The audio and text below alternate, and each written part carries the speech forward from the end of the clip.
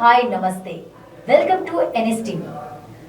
Palamaner municipal కార్యాలయంలో శుక్రవారం టిడ్కో గృహాల కోసం గతంలో దరఖాస్తు చేసుకున్న లబ్ధిదారులకు చెక్కులను పలమనేరు ఎమ్మెల్యే ఎన్ అమర్నాథ్ రెడ్డి పంపిణీ చేశారు. ఎన్నో సంవత్సరాలుగా తమ డబ్బు తిరిగి వస్తుందో లేదో అనే ఆందోళనలో ఉన్న లబ్ధిదారులకు ఈ కార్యక్రమం ద్వారా ఊరట లభించింది.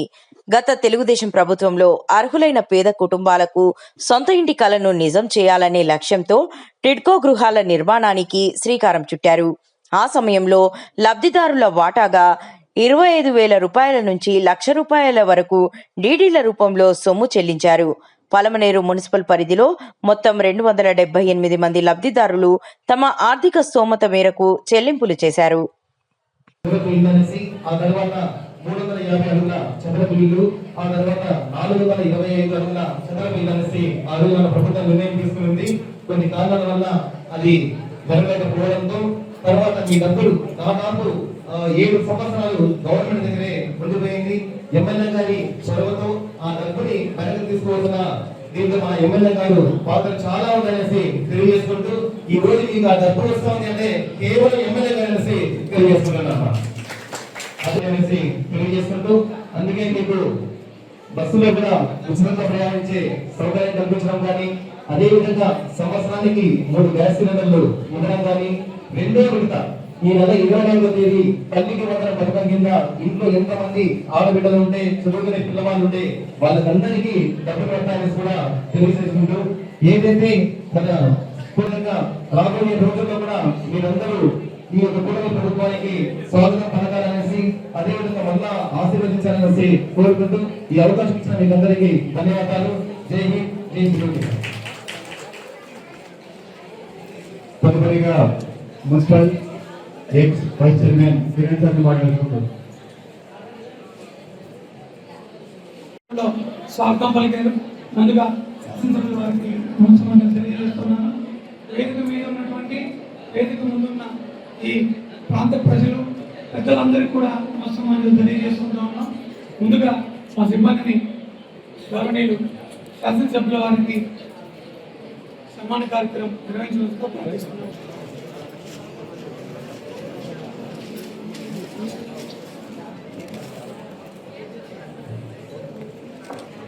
దయచేసి మీ ఆనందాన్ని కలతలతో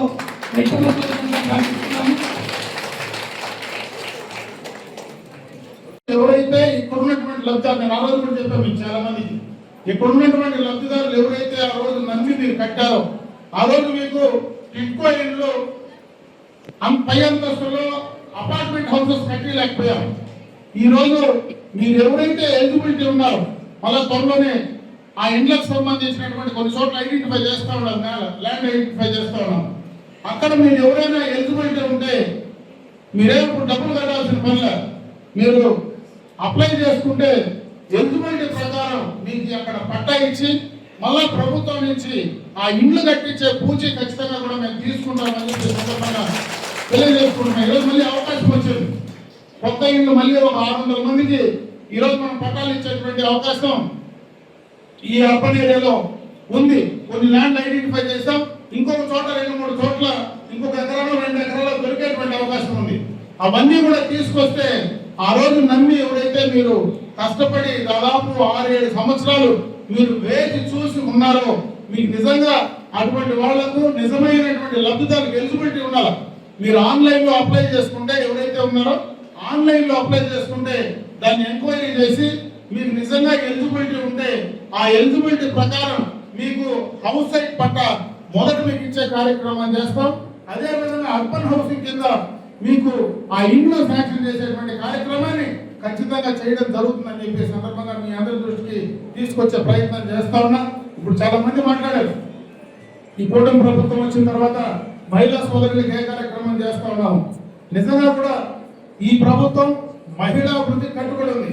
దాంట్లో భాగంగానే ఈరోజు ఆ రోజు చంద్రబాబు నాయుడు గారు ఎన్నికలకు ముందు ఏం చెప్పారో, మరి ఎంతమంది బిడ్డలు ఉంటే అంతమందికి మేము తల్లికి వందనం కార్యక్రమం కానీ, ఈరోజు బస్సుల్లో పోతే ఫ్రీగా ఇచ్చేటువంటి కార్యక్రమం కానీ, బ్రహ్మాండంగా అన్న క్యాంటీన్ కానీ, అదేవిధంగా ఇచ్చేటువంటి మీకు ఏదైనా పెన్షన్ ఇస్తా ఉంటే గతంలో 3,000 ఇస్తే 4,000 చేయడం కానీ, 3 సిలిండర్లు ఉచితంగా ఇచ్చే కార్యక్రమం కానీ, కొన్ని కార్యక్రమాలు అంటే పూర్తి స్థాయిలో 100కు 100 చేసినాము అని నేను చెప్పట్లే.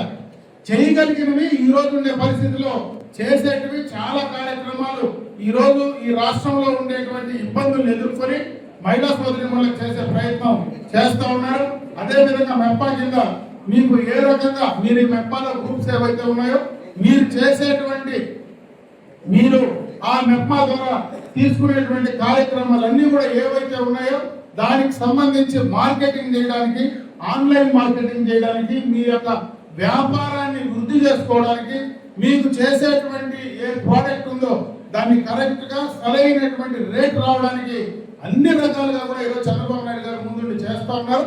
అదే కాకుండా ప్రతి ఇంట్లో ఒక ఎంటర్ప్రినర్ తయారు చేయాలనేటువంటి మంచి ఉద్దేశంతో ఈరోజు ఈ ప్రభుత్వం పనిచేస్తా ఉంది. కాబట్టి ప్రభుత్వం ఇచ్చేటువంటి ఆ కార్యక్రమాలు సద్వినియోగం చేసుకోమని చెప్పి నేను మిమ్మల్ని అందరినీ మనస్ఫూర్తిగా కూడా కోరుకుంటూ, ఈ పట్టణానికి సంబంధించి త్రాగునీటికి సంబంధించి కొన్ని ఇబ్బందులు ఉన్నాయి. ఎందుకంటే ఈరోజు ఎల్నినో వస్తా ఉంది. మళ్ళా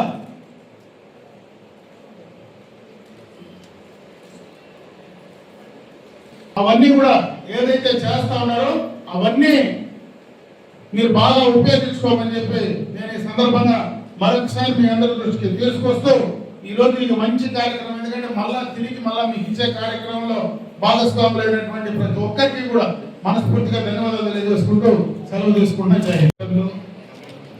ప్రస్తుత ప్రతినిధులు, కూటమి పార్టీకి సంబంధించినటువంటి నాయకులందరికీ, ఈ కార్యక్రమంలో భాగస్వాములైన టిడ్కో లబ్ధిదారులందరికీ కూడా నా హృదయపూర్వక నమస్కారం, పత్రికా విలేకరులకు నా నమస్కారం. 2017-18 ఆ రోజు అపార్ట్మెంటల్ హౌసెస్ అంటే టిడ్కో ద్వారా పేదలందరికీ ఖచ్చితంగా కూడా ఇంటి సౌకర్యం కల్పించాలా. దాంట్లో సైజెస్ని బట్టి ఏ సైజుకు ఎంత మీరు మీ కాంట్రిబ్యూషన్ డిపాజిట్ కట్టాలా, కట్టిన తర్వాత ప్రభుత్వమే ఆ ఇంటిని కట్టించి అక్కడ ఉన్నటువంటి అన్ని ఫెసిలిటీస్, అటు నీళ్లు కానీ, స్కూల్ కానీ, కరెంట్ కానీ, అన్ని రకాలైనటువంటి మౌలిక సదుపాయాలని అందించాలని ఒక మంచి కార్యక్రమాన్ని ఆ రోజు చంద్రబాబు నాయుడు గారు శ్రీకారం చుట్టడం జరిగింది. దాంట్లో భాగంగానే మనం ఆ రోజు గంటూరులో ల్యాండ్ కూడా అక్విజిషన్ చేశాం.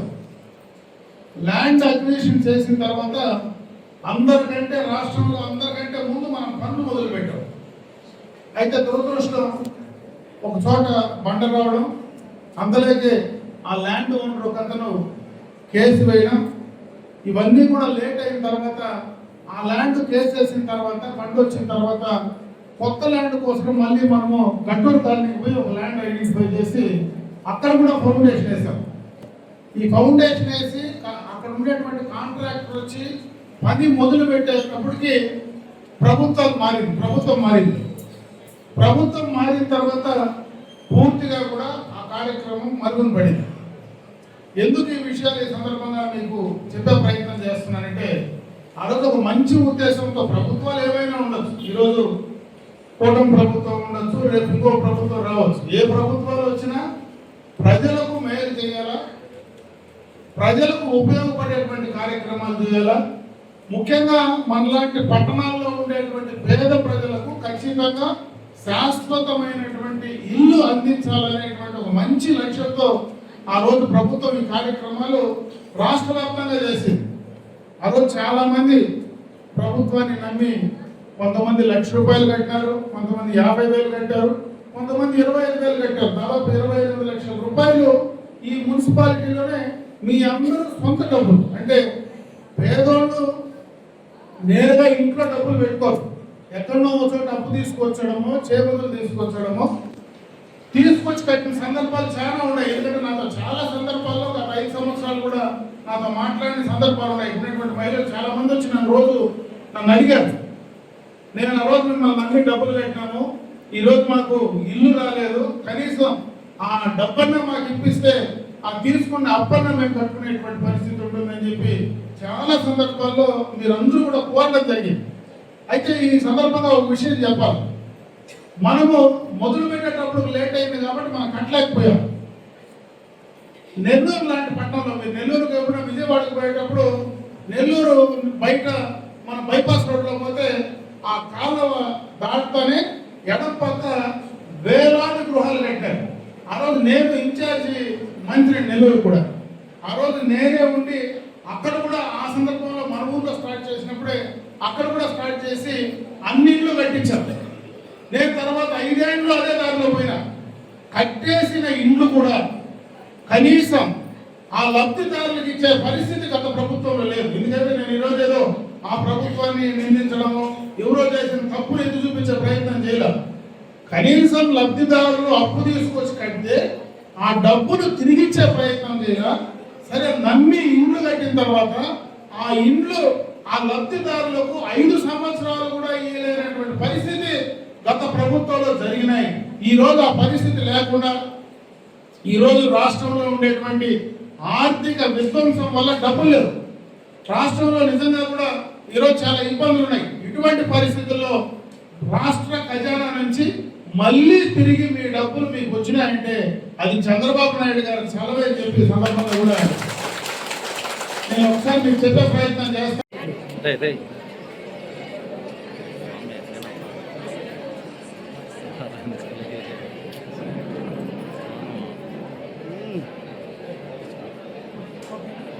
ఓకే చూడండి, సమస్య చెప్తా ఉంది. మాట్లాడండి, చెప్పండి. నమస్కారం. వేదికను అలంకరించిన పెద్దలందరికీ నా నమస్కారాలు. ఈ సమావేశానికి ముఖ్య అతిథిగా చేసిన అమరన్న గారికి ప్రత్యేకమైన నమస్కారాలు. నాకు ఈరోజు ఈ చెక్కు ఇవ్వడం చాలా సంతోషంగా ఉంది. అసలు ఇప్పుడున్న సిచ్యువేషన్లో నేను ఈ డబ్బు నాకు చాలా చాలా చాలా అంటే చాలా ముఖ్యమైన సంఘటన. ఈరోజు నా సంతోషాన్ని ఎలా వ్యక్తపరచుకోవాలో కూడా తెలియని పరిస్థితి. అసలు ఆ డబ్బు వస్తుందని నేనైతే ఎక్స్పెక్ట్ చేయలేదు, వస్తుందని అనుకోలేదు. కానీ ఈరోజు ఈ డబ్బు తీసుకోవడం వల్ల నాకు చాలా సంతోషంగా ఉంది. అన్న చేతుల మీదుగా తీసుకోవడం చాలా సంతోషంగా ఉంది. నేను 1 lakh కట్టాను అప్పుడు టిక్కో ఇండ్ల కోసం అనేసి, డబుల్ బెడ్రూమ్ ఇస్తారనేసి. అంటే అప్పుడు డబ్బు నేను మా ఆయన చనిపోయి ఇన్సూరెన్స్ చంద్రన్న బీమా డబ్బు వస్తే అలాగే తీసుకొచ్చి 1 lakh అలాగే కట్టేస్తాను నేను అమౌంట్. కానీ మళ్ళీ ఈ డబ్బు మళ్ళీ నాకు తిరిగి వస్తున్నందుకు చాలా సంతోషంగా ఉంది. కానీ మళ్ళీ నాకైతే ఇల్లు ఉండడానికి ఇది లేదు. ప్రస్తుతానికి నాకు ఉండడానికి బాడీ ఇంట్లోనే ఉంటున్నాను. అక్కడ మనం ఒక సెంట్ జాగా ఇచ్చారు, కానీ నేను దాన్ని ఫోన్ కూడా లేదు. మాకు ఉండడానికి ఏదైనా మళ్ళీ మీరు అన్నట్టుగా ఇందాక ఉండడానికి ఒక ఇల్లు ఇస్తే చాలా చాలా చాలా మీరు అప్లై చేయాలి. అదే చెప్పింది, మీరు ఆన్లైన్లో అప్లై చేస్తున్నాం కాబట్టి మీకు ఆన్లైన్లో లేదు, మీకు వాపస్ చేస్తున్నాను. ఇప్పుడు మీరు డబ్బు ఎక్కిచ్చేస్తున్నాను కదమ్మా, డబ్బు ఎక్కిచ్చేస్తున్నాము. అది ఒక సెంట్ ఇచ్చారు, తీసుకోకపోయినా దాంట్లో నాట్ రిసీవ్డ్ అని చూపించాక చేయాలి. ముందు దాంట్లో డిలీట్ చేయాలా, చేస్తే నేను కొత్తది ఇప్పిస్తాను. లేదంటే మీ ఇంట్లో కూడా ఇప్పిస్తాను. అది నువ్వు ఎలిజిబిలిటీ రావాలమ్మా. ఎలిజిబిలిటీ రావాలనేది ఏం చేయాలనేది మన కమిషనర్తో మాట్లాడు. కమిషనర్ వచ్చి ఎంఆర్ఓ కూడా మాట్లాడి నీకు ఎంత మార్గం చేయాలో చెప్తారు. చేతుల మీదుగా వారి అమృత హస్తాలతో లబ్ధిదారులకు ఒక 5 మందికి చెక్కులన్నీ ఇచ్చే కార్యక్రమాన్ని చేస్తున్నారు. మిగిలిన వాళ్ళందరికీ కూడా మీ అకౌంట్లో రాబోయే రోజుల్లోనే, ఒక 2-3 రోజుల్లో మీ అకౌంట్లోనే మా దగ్గర మీ అకౌంట్ డీటెయిల్స్ అన్నీ ఉన్నాయి. కాబట్టి మిగిలిన లబ్ధిదారులందరికీ కూడా ఖచ్చితంగా ఈ బ్యాంకులో మీ ఖాతాలో పడుతుంది. ముందుగా మెగా చెక్కును ఆవిష్కరించవలసిందిగా శాసనసభ్యుల వారిని పెద్దల్ని ప్రార్థిస్తున్నాను.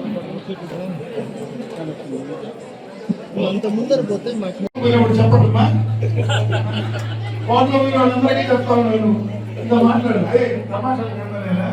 నువ్వు హోటల్ పోయిన వాళ్ళందరికీ కూడా నా డబ్బులు అంటాను. ఈరోజు ఇచ్చేస్తాను. తప్పేమి లేదు,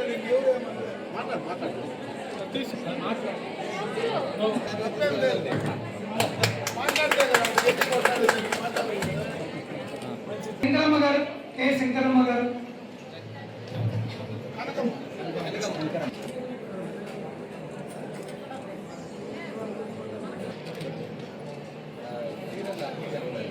ఎస్ తాజోన్ గారు,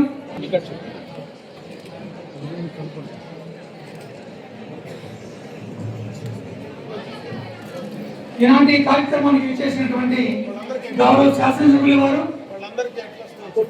అందరికి కూడా రాబోయే 2-3 రోజుల్లోనే మీ అకౌంట్లోకి ట్రాన్స్ఫర్ అవుతాయమ్మా. ఆ లిస్ట్ మొత్తం మా దగ్గర ఉంది. ఆ లిస్ట్ లో ప్రతి ఒక్కరి పేరు కూడా క్షుణ్ణంగా పరిశీలించి పెట్టడం జరిగింది. అవన్నీ చూసిన తర్వాత ఖచ్చితంగా మీ అకౌంట్లోకి మీ డబ్బులు వచ్చిన తర్వాత మీరు గౌరవ శాసనసభ్యుల వారికి మీ సంతోషాన్ని దయచేసి వ్యక్తపరచవలసిందిగా